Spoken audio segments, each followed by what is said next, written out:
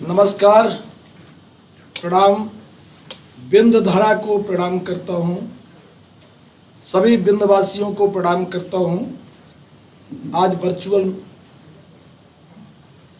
Meeting के माध्यम से आप लोगों से बात करने के लिए मैं सामने आया हूँ। हमारे मंच में बैठे हुए सम्माननीय सुधाकर सिंह जी, छत्तू भैया, राजेश दुबे जी, शास्त्री जी, दिलीप जी, सूर्य प्रकाश चौरसिया जी, के जी, हमारे सम्माननीय सरदार जी, और इस माध्यम से जितने हमारे व्हाट्सएप ग्रुप, इंस्टाग्राम आदि में जुड़े हैं, उन सबको मैं सादर प्रणाम करता हूं। और बिंद के तमाम महापुरुषों को प्रणाम करता हूं जिन्होंने बिंद की नींव को एक मजबूती प्रदान की।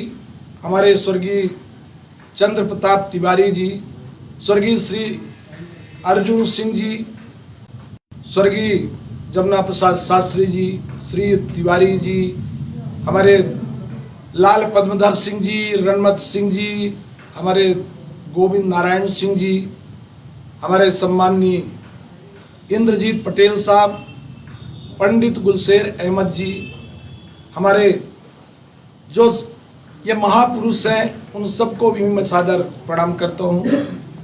आज हमारी सतना में बिंद प्रदेश के पुनर्निर्माण को लेकर बीटीआई ग्राउंड में एक विशाल सभा का आयोजन किया गया था, पर कोरोना महामारी के प्रकोप से बचने के लिए हमें भी लगा कि इस बीमारी का प्रकोप बहुत ज़्यादा है, हमारा क्षेत्र भी इससे प्रभावित न हो। प्रदेश सरकार के द्वारा भी कहीं न कहीं परमिशन देने में कुछ अड़चनें आई, वो भी एक राजनीतिक कारण था। इसके बाद भी हम लोग तय कर चुके थे कि इस सभा को हम आगे बढ़ाएंगे, हमारे बिंद में ये बीमारी ना पाए, माई शारदा से प्रार्थना करते हैं। परंतु जो सरकार के द्वारा स्थितियां बनाई गई, जो इसको रोकने का प्रयास किया गया, मुझे कभी कभी लगता है कि जहां चुनाव है वहां कोरोना नहीं जाता, जहां उनकी अपनी सभाएं करना है वहां कोरोना नहीं जाता।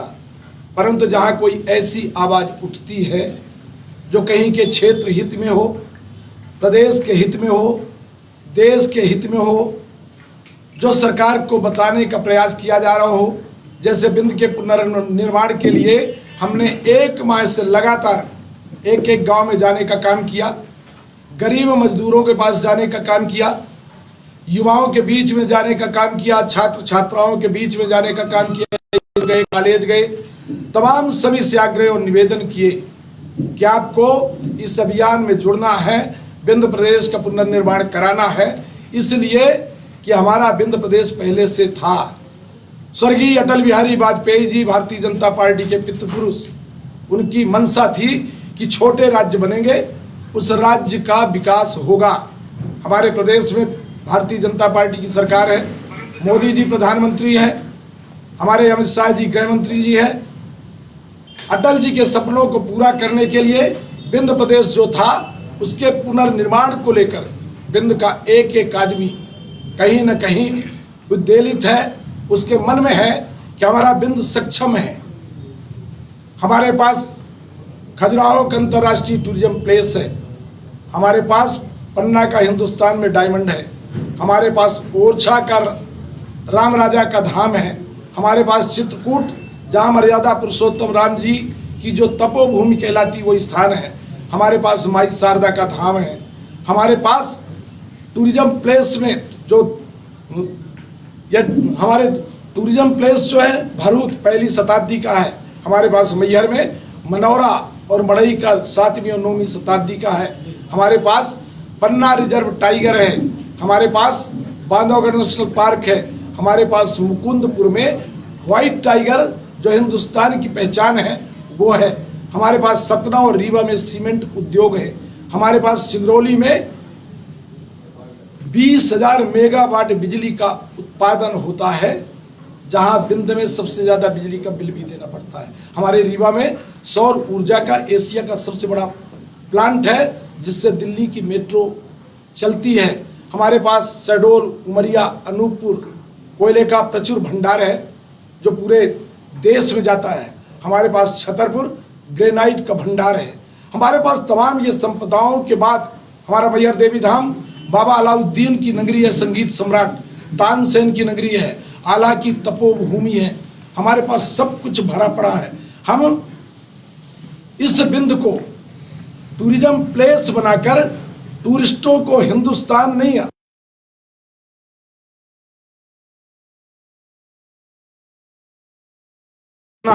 समृद्ध भारत मोदी जी का सपना है, आत्मनिर्भर भारत। तो हम इस बिंद को टूरिज्म के दम पर आत्मनिर्भर बिंद, समृद्ध बिंद बना सकते हैं और एक प्रदेश को गोद लेके उसका भी विकास कर सकते हैं। हमारे साथ बिंद के साथ कहीं ना कहीं छल हुआ, कपट हुआ, धोखा किया गया, जिसके चलते अब बिंद का आदमी जागरूक हो गया है, समझदार हो गया है। उसे लगने लगा है कि हमारे बच्चों को यदि पढ़ाना है तो हमें इंदौर भेजना है, ग्वालियर भेजना है, भोपाल भेजना है। हमारे बिंद में कोई IIM, IIT या तमाम उच्च स्तरीय स्कूल, कॉलेज ऐसे नहीं है जहां विश्वास के साथ हम बच्चों को पढ़ा सके। हमारे बिंद में कोई मेडिकल की वो सुविधा नहीं है कि जो हम विश्वास के साथ दवा करा सके। हमें दवाई कराना है तो नागपुर मंडी जाना पड़ता है। हमारे यहाँ सड़कों की जो स्थितियाँ हैं, खजुराहो से लेके सतना, सतना से लेके रीवा, रीवा से लेकर सीधी सड़कें जो है बिल्कुल जर्जर है। ये तमाम चीज़ों को देखते हुए हमें अब लगता है कि बिंद का पुनर्निर्माण होना चाहिए।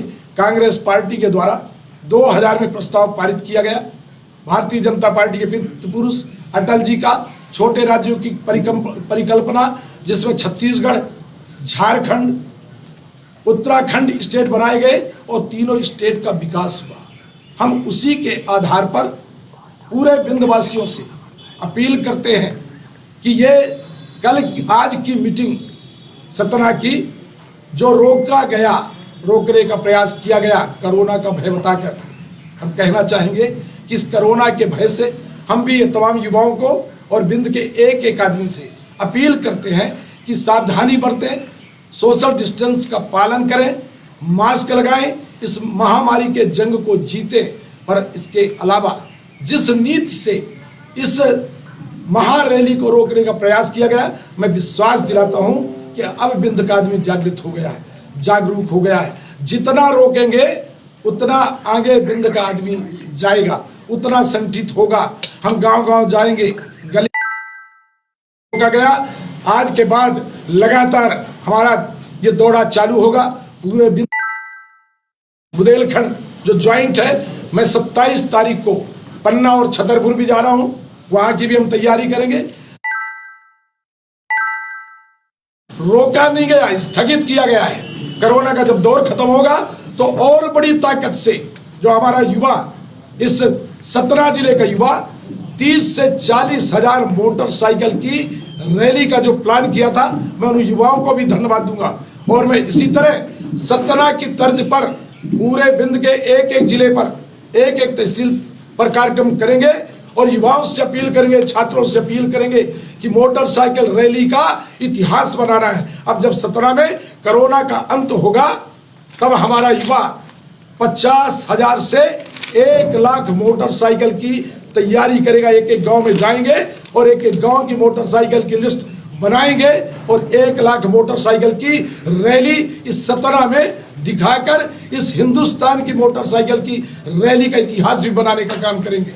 हमें जितना रोका जाएगा उससे बेहतर परिणाम हमारे बिंद का आदमी अपने बिंद को बनाने के लिए, उसके पुनर्निर्माण के लिए पूरी ताकत से संगठित होकर इस लड़ाई को लड़ेगा और इस जंग को जीतेगा। फिर मैं युवाओं से अपील करूंगा, छात्रों से अपील करूंगा, तमाम हमारे जो मजदूर भाई उनसे अपील करूंगा, किसानों से अपील करूंगा। आज हमारे किसान की जो दुर्गत है, यदि बाढ़ सागर का पानी जब बिहार जा सकता है, छत्तीसगढ़ जा सकता है, बिहार जा सकता है, झारखंड जा सकता है, तो वो बाण सागर का पानी यदि सतना जिला आ जाए तो सतना जिला का किसान आत्मनिर्भर समृद्ध किसान कहलाएगा। और किसान जब सक्षम हो जाएगा तो वहाँ का जो मजदूर होगा उसको काम मिलेगा और वो अपने गांव में रहकर काम करेगा। उसी तरह बरगी का पानी 2 बार क्वेश्चन लगाया। पहली बार मुझे बोला गया कि 2008 में पानी चला जाएगा, नहीं आया पानी। फिर हम 8 में लगाए तो बोला गया 14 में जाएगा, ये 21 चल रहा है, पर वो भी पानी यहाँ नहीं आ पा रहा है। यह हमारे बिंद के साथ कहीं न कहीं द्वेषतापूर्ण कार्य है। मैं एक और अभी तत्काल का प्रमाण देता हूँ। दतिया का मेडिकल कॉलेज और सतना का मेडिकल कॉलेज एक साथ घोषित किया गया। दतिया का बनकर तैयार हो गया और सतना का जस का तस पड़ा हुआ है। हमारे बिंद में जिस तरह से बोला गया था कि रीवा को राजधानी का दर्जा दिया जाएगा, रीवा में स्टेट की प्रमुख इकाइयों को स्थापित किया जाएगा। प्रमुख इकाइयाँ हेल्थ की होती है, सड़क की होती है, सिंचाई की होती है, दवाई की होती है, पढ़ाई की होती है, कानून की होती है। कोई प्रमुख इकाइयाँ इस रीवा में नहीं है। यदि ये प्रमुख इकाइयाँ रीवा में होती तो हम हेल्थ की दृष्टि में ठीक होते, सिंचाई की दृष्टि में ठीक होते, हमारा जो उस युवा को खेल कूद के अंतर्राष्ट्रीय ग्राउंड मिले होते। ये तमाम सुविधाओं से बिंद का एक आदमी वंचित है। हमारा युवा जो है किस तरह घर द्वार बेच के, खेत बाड़ी गिरवी रख के, बैंक से लोन लेकर पढ़ तो लेता है, पर पढ़ाई के बाद उनके लिए कोई रोजगार के अवसर नहीं होते। यदि बिंद का पुनर्निर्माण हो जाए तो कम से कम हमारे बिंद का 1 लाख युवा को सरकारी नौकरी मिलेगी, इस बात का दावा करता हूँ। इसके साथ ही हमारा जो बिंद का पूरा गरीब मजदूर भटकता रहता पूरे हिंदुस्तान में सिर्फ पेट पालने के लिए, हमारा बिंद सक्षम है। सिंगरौली, ये सीमेंट प्लांट, ये कोयले का उद्योग, ये तमाम जगहों पर यदि बिंद के लोगों को मजदूरी करने का भी मौका दे दिया जाए तो यहाँ के गरीब लोगों की जो दुर्दशा है वो बेहतर स्थिति में आ जाएगी। हमारा बिंद सिंगरौली है, जो बताया कोयले का प्रचुर भंडार, हमारे शहडोल, उमरिया, अनूपपुर है, सतना, रीवा सीमेंट उद्योग है। इनका जो टैक्स आता है वो टैक्स यदि हमारे जिले में विकास में लग जाए, वो पैसा यदि बाहर न जाए, वो पैसा सिर्फ विकास में लग जाए तो हमारे बिंद का कायाकल्प हो जाएगा। परंतु जिस तरह हमारे साथ उपेक्षापूर्ण व्यवहार किया जाता है, अब बिंद का कोई भी आदमी शांत नहीं बैठेगा। ये लड़ाई बड़ी ताकत के साथ लड़ेगा और बिंद बुंदेलखंड का पुनरोदय फिर बिंद के पुनर्निर्माण के साथ होगा। और बिंद का जो हम एक कल्पना कर रहे हैं कि हम रीवा हमारी राजधानी होगी, रीवा में सभी प्रमुख इकाइयाँ होंगी, वहाँ पर बिंद का मुख्यमंत्री बनेगा। बिंद का मुख्यमंत्री होता है हर हाल में अपने अपने क्षेत्र का कहीं न कहीं दिल में एक भावनात्मक लगाव होता है। हमारे ग्वालियर तरफ से बनते वहाँ का विकास हुआ, मालवानी वार्ड से बनते मुख्यमंत्री वहाँ का विकास हुआ। हमारे बिंद का जब कोई बनेगा तो वो जानेगा कि सतना कहाँ है, ओरछा कहाँ है, पन्ना कहाँ है, छतरपुर कहाँ है, यहाँ परेशानियाँ क्या है, यहाँ कमियाँ क्या है, यहाँ रोड कहाँ नहीं है, दवाई की व्यवस्था कहाँ नहीं है, पढ़ाई की व्यवस्था नहीं है। मैं सतना की बात करता हूँ। सतना में हमारा डिग्री कॉलेज गहिरा नाला, 13-14 हज़ार बच्चे हैं, बैठने की जगह नहीं है। कोई वहाँ जितने प्रोफेसर हैं सबको मॉनिटरिंग कर नहीं सकते। मैं गर्ल्स कॉलेज गया, 9,000 बच्चियाँ हैं।